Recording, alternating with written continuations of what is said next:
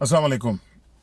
आजकल पंजाब की जो ये मुच्छाली सरकार है, राना सनाउल्लाह साहब हैं जी, इनकी फिर ये मैदान में आ गए हैं इस मुल्क की जुडिशरी, इस मुल्क के इदारों को मलाइन करने के लिए, सिर्फ अपने पेटी इंटरेस्ट को सामने रखते हुए। चूंकि इनके आका पे का एहतसाब हो रहा है आजकल, उनसे रसीदें मांगी जा रही हैं, उनसे यह कहा जा रहा है कि सरकार, चूंकि आप एक अरसे से 20, 25, 30 साल से पब्लिक ऑफिस होल्ड कर रहे हैं, इस वजह से ये जो आपने और आपके बच्चों ने अरबों और खरबों के असासे बनाए हुए हैं, इसको आपने साबित करना है कि ये जायज मीन से आपने हासिल किए हैं।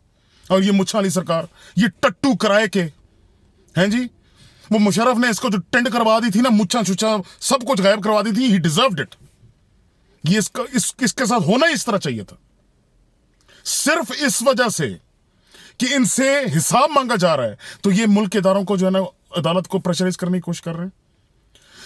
वजीर कानून मुल्क के सबसे बड़े सूबे होने के बावजूद, जिस तरह मॉडल टाउन में जुल्म हुआ, जिस तरह खवातीन उनके स्ट्रेट मुंह पे गोलियां मारी गई, और ये साहब जिम्मेवारी लेने से इनकार करते, उनको इंसाफ आज तक नहीं मिला। इनका मुंह न मत्था, ये तो जाहिल गोबियों वाली अवाम है जो उनको वोट दे देती है, वरना ये इस काबिल नहीं है कि इन पे को थूके भी, क्योंकि इंसानियत उनको छू के नहीं गई।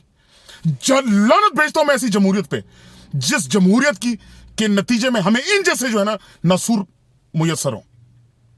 हमें ऐसी जमहूरियत इस कौम को, इस गरीब अवाम को नहीं चाहिए।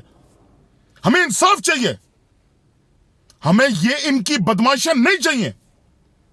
इनके जो हुक्मरानों, इनके आकाओं ने जो पैसा कमाया है, इंशाअल्लाह इस दफा ये हिसाब देंगे इस अवाम के सामने। इनको अवाम के सामने कटहरे में खड़ा होकर जवाब देना पड़ेगा इंशाअल्लाह। अल्लाह इस कौम की सुनेगा, इंशाअल्लाह सुनेगा, और हम तरक्की की तरफ जाएंगे। और तरक्की सिर्फ और सिर्फ इंसाफ और एहतसाब से होती है। इंशाअल्लाह बन के रहेगा नया पाकिस्तान। पाकिस्तान जिंदाबाद।